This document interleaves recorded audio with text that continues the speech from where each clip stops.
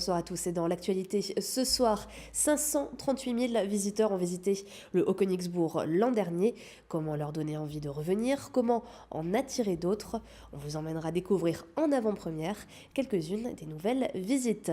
À Strasbourg, le Conseil de l'Europe célèbre ses 70 ans, alors que la France s'apprête à prendre sa présidence pour 6 mois, avec de nombreux enjeux et défis à la clé.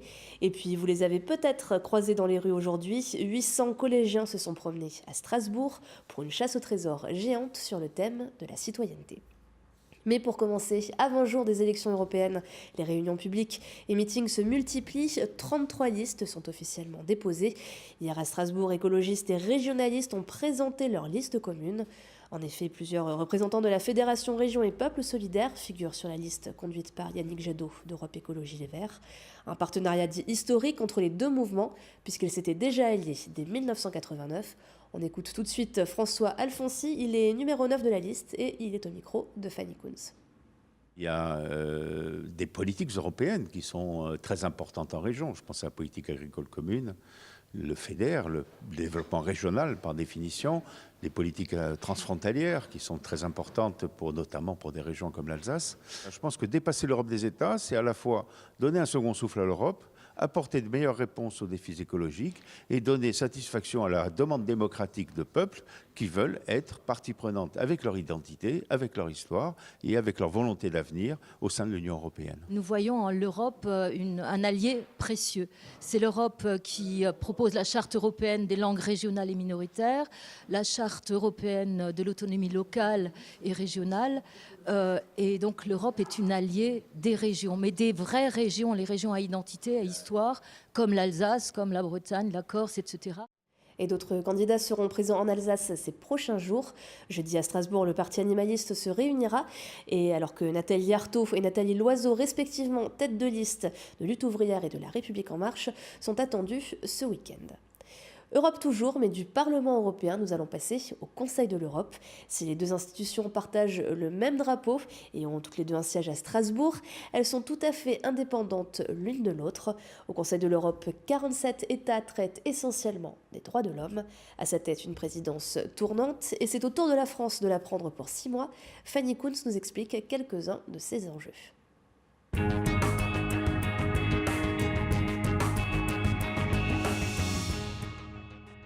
Veiller au respect de la démocratie et des droits de l'homme, c'est la mission principale du Conseil de l'Europe depuis sa création il y a 70 ans à Strasbourg. De 10, ses États membres sont aujourd'hui 47.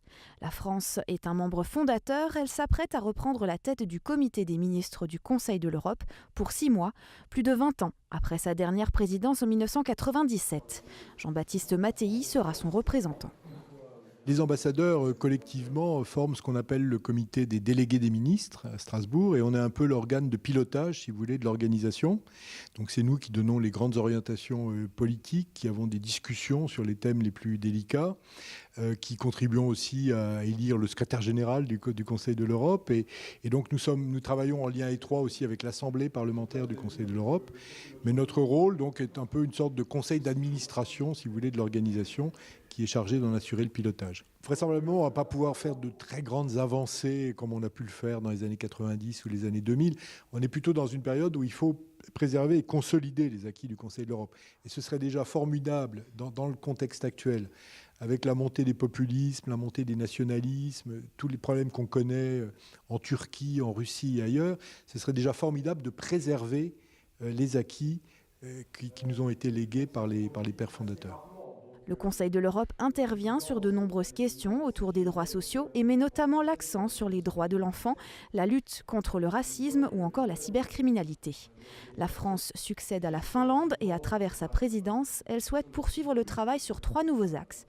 Préserver et consolider le système européen des droits de l'homme, promouvoir l'égalité et le vivre ensemble et répondre aux nouveaux défis des droits de l'homme face aux nouvelles technologies. Strasbourg est la capitale des droits de l'homme et de la démocratie en Europe. On a la Cour européenne des droits de l'homme, la Convention européenne des droits de l'homme, et tout citoyen européen peut s'adresser à la Cour lorsque ses droits n'ont pas été reconnus sur le plan national. Et donc nous souhaitons vraiment consolider tout cela, renforcer le poids de la Cour, renforcer le dialogue avec les juges nationaux. Deuxième grande priorité, c'est la promotion de l'égalité et du vivre ensemble. On souhaite notamment mettre l'accent sur l'égalité entre les femmes et les hommes et sur la violence contre les femmes. Et puis troisième priorité, c'est la réponse aux grands défis modernes. Alors il y a évidemment le numérique, il y a l'intelligence artificielle, on en parle beaucoup, et nous souhaitons travailler sous l'angle des droits de l'homme. Quel est l'impact de l'intelligence artificielle pour les droits de l'homme? Et donc on va réunir à Strasbourg les ministres de la Justice en octobre pour débattre de ces grands enjeux. Durant 6 mois, la France tentera de faire face à ces défis. Son mandat est également marqué par le 70e anniversaire de la naissance du Conseil de l'Europe. Une exposition retracera son histoire et la célébration officielle devrait avoir lieu le 1er octobre en présence du président de la République, Emmanuel Macron. C'est un des sites les plus visités d'Alsace. Le Haut-Königsbourg veille sur la région depuis plusieurs centaines d'années. Mais comment raconter son histoire tout en l'ancrant dans notre époque? Le point sur les nouveautés pour cette saison avec Camille Roland. Entendez-vous le bruit de la charrette qui monte vers la cour? C'est Thoman le vigneron. Comme toutes les veilles de banquet, il vient ravitailler le comte. C'est que le seigneur du château aime offrir à ses convives le meilleur de ce que l'on trouve dans sa seigneurie. Toucher des épices, écouter un conte, essayer un gant de chevalier, avec ces 5 sens, c'est plus facile d'imaginer la vie d'un châtelain au temps des châteaux forts.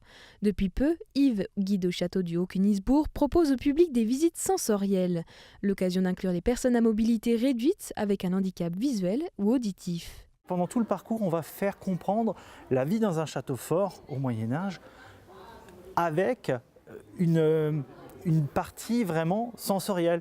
Toucher, écouter, ressentir les choses pour comprendre, un peu comme si on y vivait ou si on y avait vécu.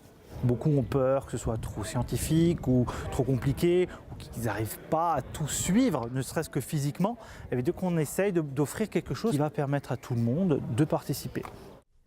Un peu plus loin, c'est depuis son fauteuil que l'on peut découvrir le château. Un jeune étudiant, chercheur de l'INSA, expérimente une visite numérique de la cour du logis, visible grâce à un casque de réalité virtuelle. Ça, c'est un système de réalité virtuelle qui permet de s'immerger dans un modèle 3D. Et donc, ce que vous voyez là, dans ces lunettes-là, c'est le château, mais sous une forme un peu spéciale parce qu'il est composé ici de millions de points qu'on a pu acquérir avec un système de lasergrammétrie terrestre, donc c'est un scanner laser 3D.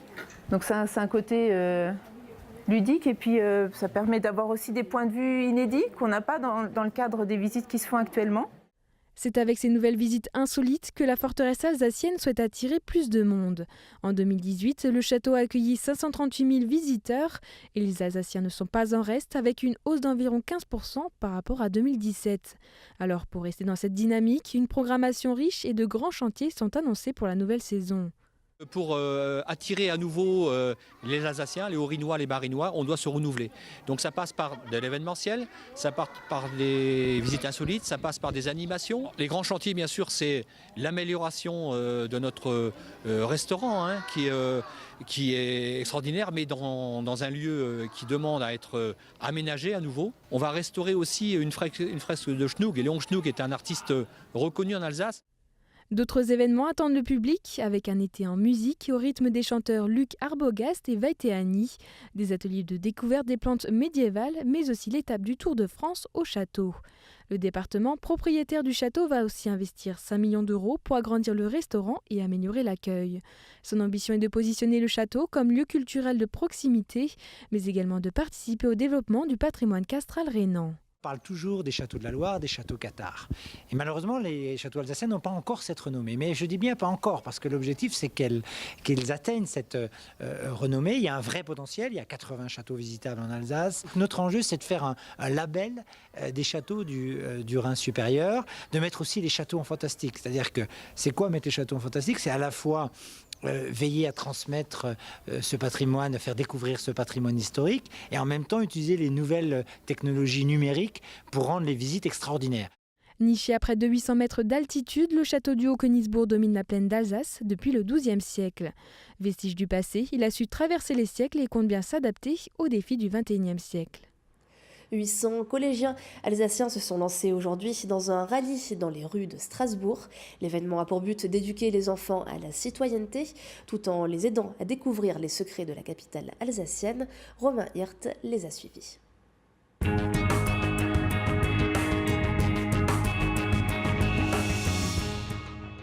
Partir à la chasse au trésor dans les rues de Strasbourg. C'est à cette expérience qu'ont participé près de 800 collégiens aujourd'hui. Le trésor pour chasser, la culture alsacienne et les institutions strasbourgeoises. Ça nous fait découvrir la ville de Strasbourg et il y a des énigmes, on doit les trouver. Après, il y a aussi, tout en faisant le tour, on découvre l'histoire de Strasbourg, le passé de notre ville de Strasbourg qui est quand même une belle ville. Ça nous apporte aussi d'une journée sortir du cadre scolaire. C'est bien aussi de faire avec les éducateurs une sortie pour prouver quand même qu'ils ont un peu envie de nous faire plaisir. Je crois quand même que c'est le but aussi de ça. Au-delà de l'aspect ludique, c'est donc avant tout un cours d'éducation civique grandeur nature auquel participent ces collégiens. Moi, je travaille dans un collège où en fait les enfants ils sortent très peu du quartier. Donc du coup, ça leur permet de découvrir Strasbourg. L'air de rien, c'est vraiment très important. On passe dans des lieux de Strasbourg qu'ils ne connaissent pas. Et puis, il y a aussi toutes les règles de civilité, de citoyenneté qui sont revues tout au long de la journée sur les stands, mais aussi lors des déplacements. Et rien que ça, déjà, c'est une journée qui est super importante pour eux, quoi, et pour nous aussi. Ça nous permet d'utiliser ce qui a été vu pendant cette journée après dans les cours, quoi. Ce raid urbain est organisé dans le cadre d'un partenariat entre les associations Educap City et le Centre de loisirs et de la jeunesse de la police nationale. Les objectifs de cette démarche sont simples. Favoriser la mixité sociale, développer le savoir et promouvoir la citoyenneté. Pour les organisateurs, c'est en accompagnant ces jeunes adolescents qu'on plante les graines de la société de demain. Ces enfants sont accueillis au Conseil de l'Europe, au Parlement européen, à la préfecture, à la SNCF. Donc ils vont apprendre un petit peu l'utilité de ces différents services, l'Office des sports, du milieu associatif, et ils vont à la rencontre de ces personnes-là. L'idée c'est qu'ils apprennent des choses en lien avec ce qui les concerne, quoi, hein. Les meilleurs explorateurs de la journée se rendront à Paris pour une dernière aventure. Une finale nationale où ils pourront représenter fièrement leur ville et son héritage. Et on termine ce journal avec l'image du jour. Elle est signée d'Oliviane. Frisson garanti et pas seulement parce qu'il fait 12 degrés dans les galeries. Le 31 mai et 1er juin prochain, le parc Tellure de Sainte-Marie-aux-Mines propose un rescue game inédit à base de zombies. Par petits groupes de 10 personnes, sous terre, dans l'ensemble des galeries de la mine d'argent, vous tenterez de ressortir vivant des galeries malgré les embûches et les créatures malveillantes. Réservation sur le site de Tellure au prix de 30 € par personne pour environ 2h30 d'horreur.